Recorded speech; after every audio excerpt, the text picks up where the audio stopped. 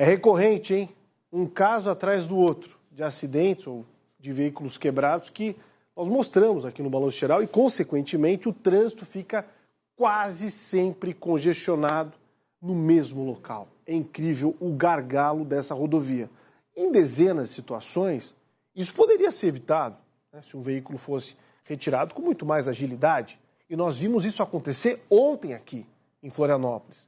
Com o auxílio de um guincho, por exemplo, tudo seria diferente. Mas, na capital, está difícil disso acontecer de forma regular.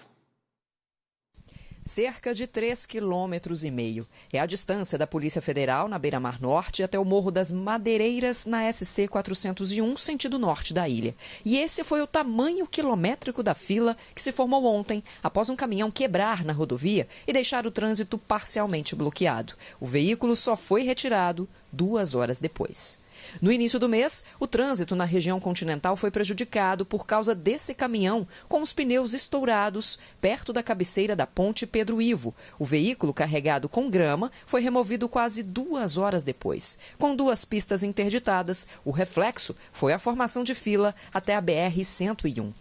Em outubro do ano passado, o trânsito do Morro da Lagoa, na região leste, ficou totalmente interditado. Um caminhão de grande porte tombou e a carga ficou espalhada pela pista. O tempo de espera pelo guincho aqui foi maior, 3 horas. Mas a pista só foi liberada 10 horas após o acidente, quando a empresa recolheu as telhas. Esses são poucos exemplos de uma situação que se repete há anos sem previsão de melhorias. Quando veículos quebram, dão pane ou se envolvem em um acidente, travam o trânsito da capital. Falta agilidade e guinchos disponíveis para resolver o problema. Esse ano já perdi as contas, né? Muitas vezes. Ontem eu fiquei preso em 4 filas diferentes por 4 situações de veículos com problemas mecânicos.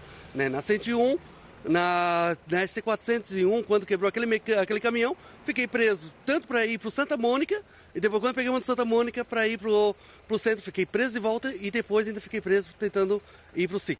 Isaac enfrenta o trânsito da Grande Florianópolis diariamente, transportando passageiros há 3 anos e meio. E fica sempre apreensivo quando visualiza veículos com problemas. Sabe que o prejuízo é certo. Ficar um tempo a mais na fila, que a gente não sabe quanto tempo vai demorar, vai gastando mais gasolina no carro ligado, às vezes com ar-condicionado, para tentar dar o conforto, né? Segunda opção, dar uma volta maior em que o aplicativo geralmente não nos pagam para dar essa volta maior. Então a gente acaba tendo um gasto maior de gasolina da mesma forma.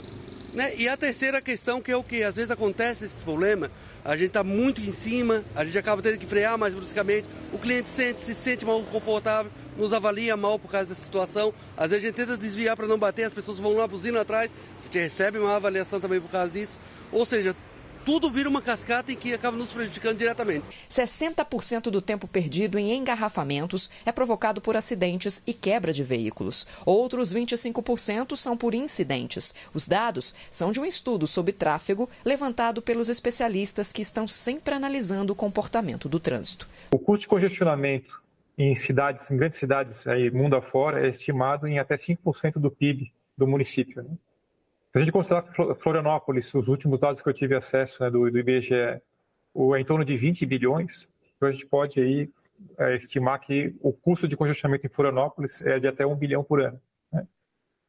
E se a gente falar, por exemplo, do caso da ponte, a ponte no sentido continente-ilha e via expressa, né, que afeta, além de Florianópolis, afeta os municípios vizinhos, quando a gente tem um problema de uma quebra de caminhão e o congestionamento se propaga, né, e aí atinge BR-101, São José de Iguaçu, certamente esse custo também atinge toda a região metropolitana. Em 2015, uma parceria entre Setuf, Sindicato das Empresas de Transporte de Florianópolis, Prefeitura da capital e Polícia Militar disponibilizou um guincho para retirar os veículos quebrados nas cabeceiras das pontes de acesso e saída da ilha de Santa Catarina. Segundo o município, o serviço continua sendo oferecido, mas só quando é acionado para resolver a mobilidade em pontos importantes. A empresa tem uma base na ilha e outra no continente. Para o verão, a Prefeitura estuda disponibilizar os guinchos 24 horas.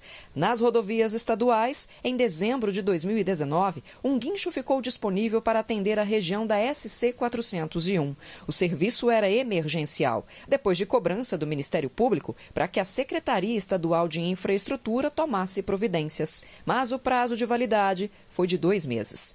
A Secretaria de Infraestrutura do Estado informou que está neste momento criando um projeto que vai fazer parte do programa Estrada Boa. A intenção é ampliar as marginais, também construir elevados e terceiras faixas para poder melhorar a mobilidade das rodovias catarinenses que passam pela capital. Mas em relação à solicitação de guinchos, a Secretaria informou que não há contratos para prestar esse serviço. Quando o poder público se nega, né, diz que não é responsabilidade dele, ele está assumindo que esse custo aí de até 5% do PIB não é relevante para o Estado, não é relevante para o município. Né? Então, eu acho uma manifestação de irresponsabilidade. Né?